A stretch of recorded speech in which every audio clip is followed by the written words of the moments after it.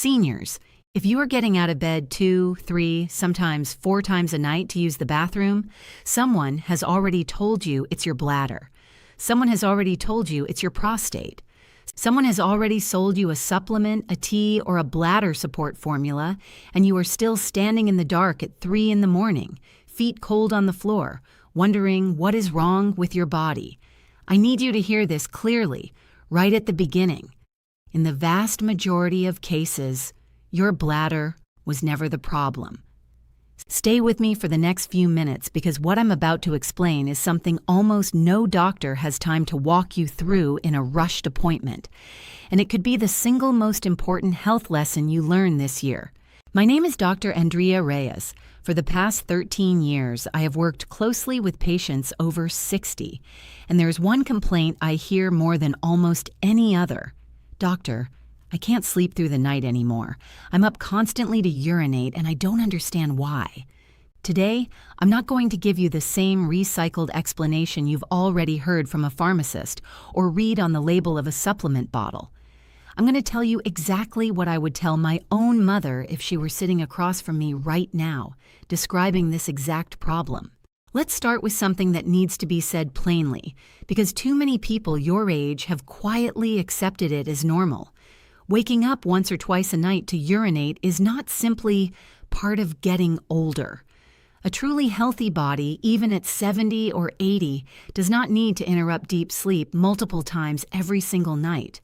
When this becomes a repeated pattern, it is not your bladder announcing failure.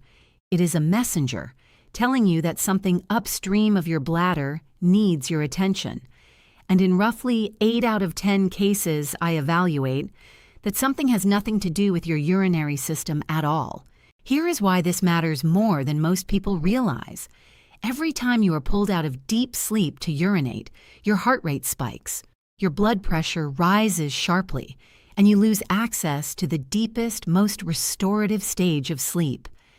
That stage is when your brain clears out the metabolic waste that accumulates during the day, when your immune system does its repair work, and when your heart finally gets a genuine period of rest. Lose that stage repeatedly, night after night, year after year, and you are quietly setting yourself up for elevated blood pressure, a weakened immune response, low mood, and faster cognitive decline. Some research even suggests that chronic nighttime urination places more long-term stress on the cardiovascular system than many people expect from a minor inconvenience. This is not something to simply tolerate. It is something to understand and correct. So if it isn't truly your bladder, what is it? Let's walk through this together, step by step, the way I would with a patient sitting in my office.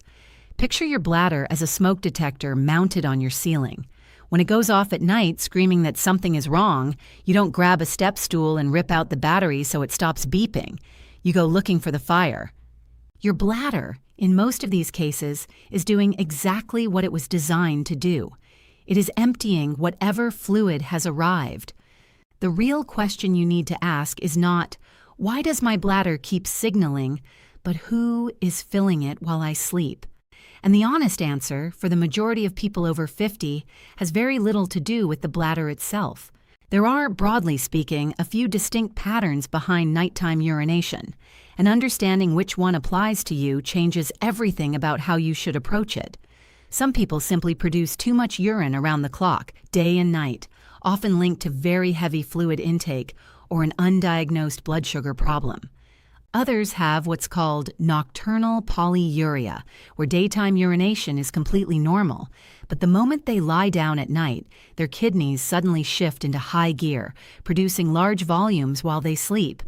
This pattern alone accounts for the majority of nighttime bathroom trips in people over 50, and a smaller group has a genuinely irritated or reduced capacity bladder, where small amounts of urine trigger urgent, frequent trips, even though the total volume produced is not unusually high. If your daytime urination is essentially normal and the flood only begins once you lie down, please listen carefully, because this is the piece almost nobody explains to you. The cause is very often sitting quietly in your legs, and it is being driven by how well your heart and your circulation are working. Let me tell you about a patient I'll call Rosalind. 61 years old, active, sharp, the kind of woman who prided herself on never complaining about her health. She came to my office after nearly a year of getting up 3 to 4 times every single night. She had already seen a urologist. Her bladder scans were clean. She had tried cutting all fluids after 6 in the evening, which left her mouth painfully dry by bedtime, and she was still waking at 1, at 3, and again close to 5 in the morning.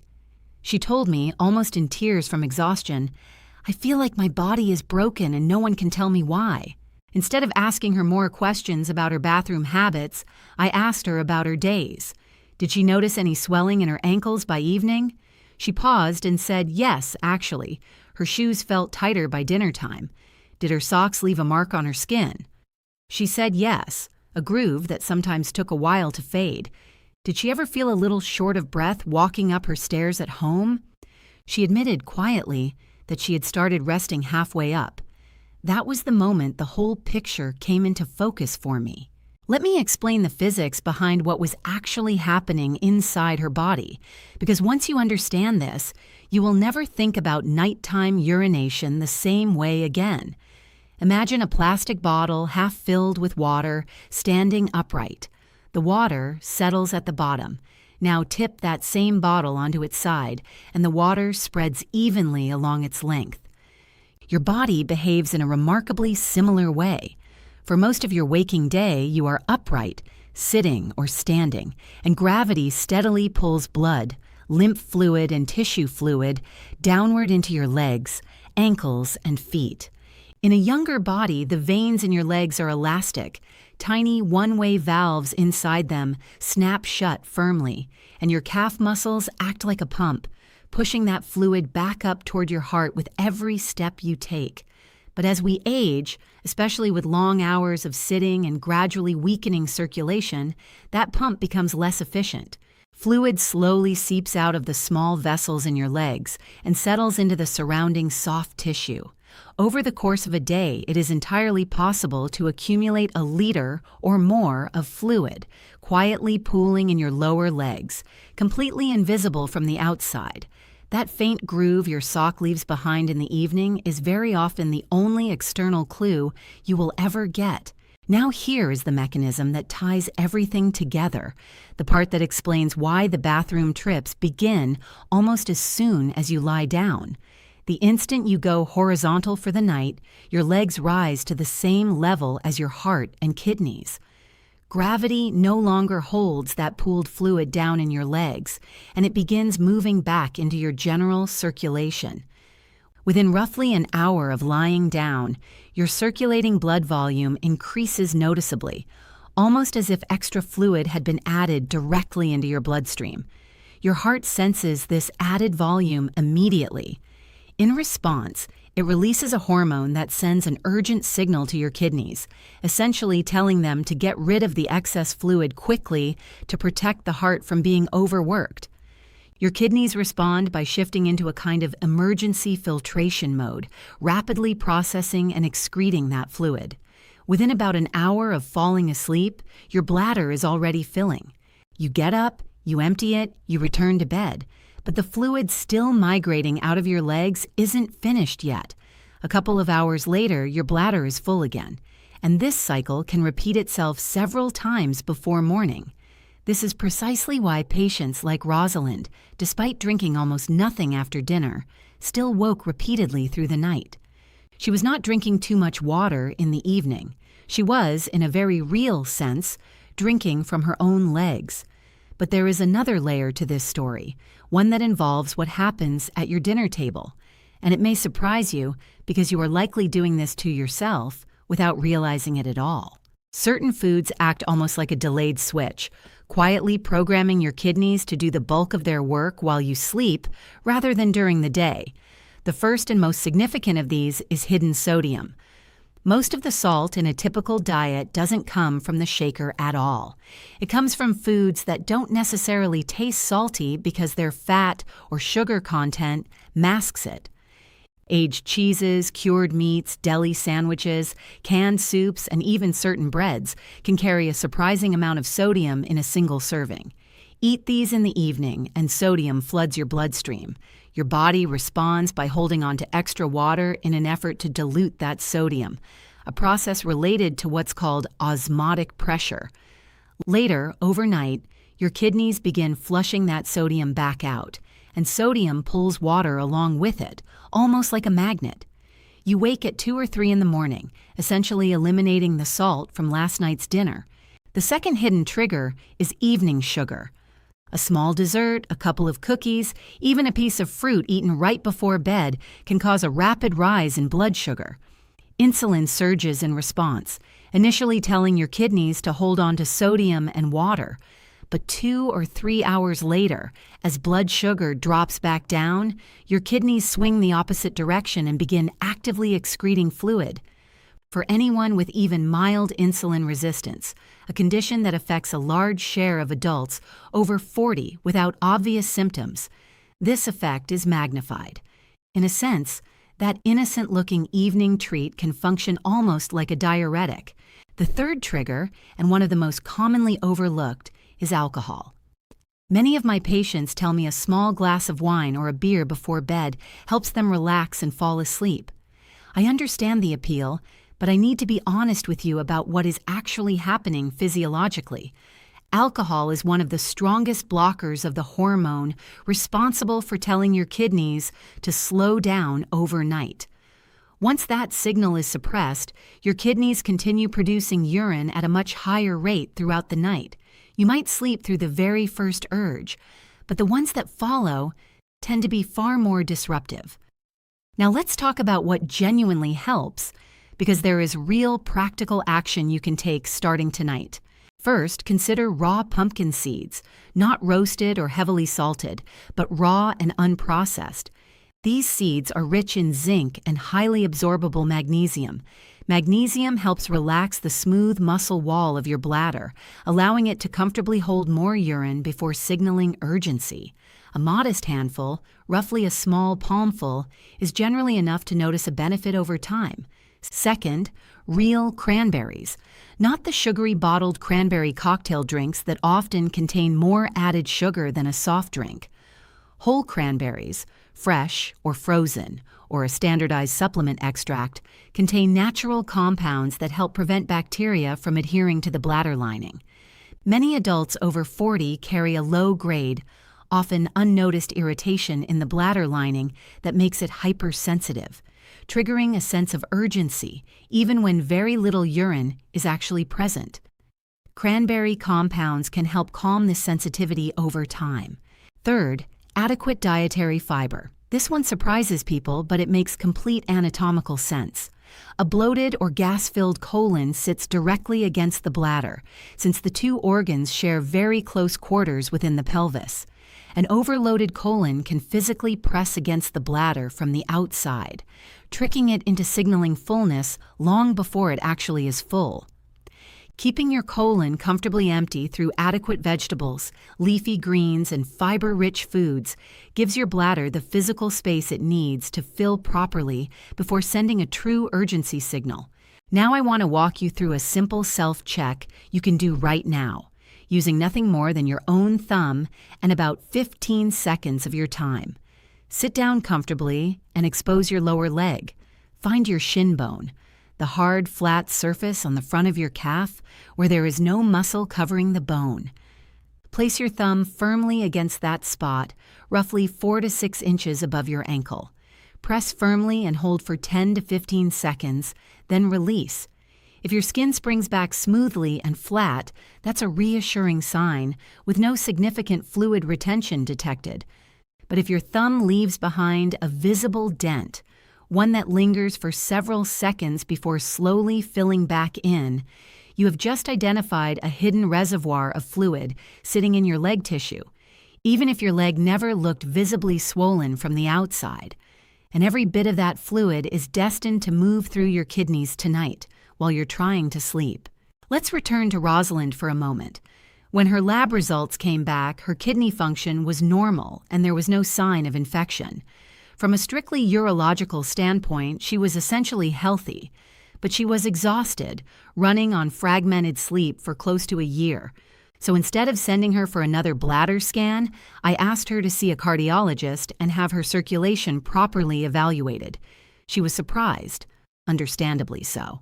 Within a couple of weeks, her evaluation revealed mild but real heart strain that had been developing quietly, along with noticeably reduced circulation efficiency in her lower legs. Neither condition had produced dramatic symptoms. They had simply been draining her sleep, one bathroom trip at a time. We built her a straightforward routine together. She swapped her usual salty evening snack for a simple, vegetable-based dinner. She stopped having dessert after 7 in the evening. She began elevating her legs on the couch for 15 to 20 minutes before bed each night. She started doing a simple set of heel raises each morning to help reactivate circulation in her legs. Within 1 week, she came back to my office and told me, almost in disbelief, that she had only woken up once during the entire night, rather than 3 or 4 times. A month later, she reported sleeping through most nights entirely undisturbed. Her energy during the day had noticeably improved, and she told me she finally felt like herself again for the first time in nearly a year. Her story is not unusual. I share it because it illustrates something crucial. The solution was not a stronger prescription or a more expensive supplement. It was a genuine understanding of what was actually happening inside her body, paired with a handful of consistent, low-cost habits. So here's exactly what I want you to do, starting tonight in this order. First, perform the thumb test on your shin right now or as soon as you finish watching this. Press firmly for 15 seconds, about 4 inches above your ankle. If a dent remains afterward, you've likely identified hidden fluid retention, and that may well be your nighttime culprit. Second, track your urine output for 1 full day using a simple measuring cup if you're able to. Compare your daytime volume to your nighttime volume, including your very first trip in the morning. If a significant portion of your daily total, roughly a third or more, is happening overnight, that pattern points strongly toward nocturnal fluid shifts rather than a bladder problem itself. Third, remove the salt shaker from your dinner table tonight. Keep any added salt confined to the cooking process itself rather than sprinkled on afterward. This single, simple change can meaningfully reduce your daily sodium intake without requiring you to change what you're eating in any dramatic way. Fourth, avoid hidden salt and sugar at dinner specifically. This means being mindful of cheese, cured meats, salty snacks, sweetened desserts, and sugary drinks in the hours before bed. These are precisely the foods quietly programming your kidneys to work overtime while you're trying to rest. Fifth, practice leg elevation about 60 to 90 minutes before bedtime. Lie down comfortably on your couch or bed, prop your legs up against the wall over a stack of pillows or over the armrest, with your heels positioned higher than your heart. Stay in this position for 15 to 20 minutes. This allows the fluid pooled in your legs to drain back into circulation while you're awake and upright in bed control, so your kidneys can process it before you actually fall asleep, rather than waking you at 3 in the morning to do the same job. Sixth, incorporate 30 simple heel raises into your morning routine to help reactivate circulation. Stand comfortably, rise up onto your toes, and let your heels drop firmly back to the floor, repeating this around 30 times, roughly once per second. This gentle movement helps encourage the valves in your leg veins to function more effectively throughout the day, reducing how much fluid pools in your legs in the first place. Seventh, if appropriate for you, practice gentle pelvic floor exercises in bed each night, roughly 20 to 30 slow, controlled repetitions. Imagine gently lifting the floor of your pelvis upward, keeping your abdomen relaxed and your breathing steady, holding briefly before releasing slowly. Over time, this can help calm an overly sensitive bladder signal and support better nighttime control. And one very important note before we close. If you notice a lingering dent when you press on your shin, if you find yourself unusually short of breath climbing stairs, or if your socks consistently leave a visible groove by evening, Please do not assume this is simply an aging bladder issue and go straight to a urologist. Start instead with your primary care physician and consider asking specifically about your circulation and heart function. That conversation may end up being far more important than any bladder test. I want you to hear this clearly before we finish. Your body is not broken, and your bladder is very rarely your true enemy in this situation. It is, in most cases, simply a signal, faithfully doing its job of alerting you to something happening elsewhere in your body. Understanding that signal, rather than fighting it with supplements aimed at the wrong organ, is what actually gives people their nights back. After 13 years of working closely with patients in this exact stage of life, I can tell you honestly that the people who finally reclaim their sleep are rarely the ones chasing the most expensive prescriptions or the newest supplement trend. They are the ones who take the time to genuinely understand how their own body works and who have the patience to apply a few consistent, simple habits for several weeks in a row. Your age has never been your weakness. Understanding your own body is your real advantage at any age. Everything I've shared with you today reflects general health information based on clinical experience and published medical research, and it is not a substitute for personalized medical care. Every person's health situation is unique, and some causes of nighttime urination genuinely do require medical evaluation and treatment. Before making any changes to your routine, especially if you take prescription medication or live with a diagnosed heart, kidney, or prostate condition, please consult your own doctor and don't attempt to manage significant symptoms entirely on your own. If this video helped you understand your own body a little better, or if you know someone who has been quietly struggling through sleepless, interrupted nights, please consider sharing it with them. That single share might be exactly what helps someone else finally get their sleep back. I'd love to hear from you in the comments if any part of this resonated with your own experience. And if you'd like more honest, practical health guidance built specifically for the years after 50 and 60, please subscribe to the channel and turn on notifications so you don't miss what comes next. Take good care of yourself, stay informed, and I'll see you in the next video.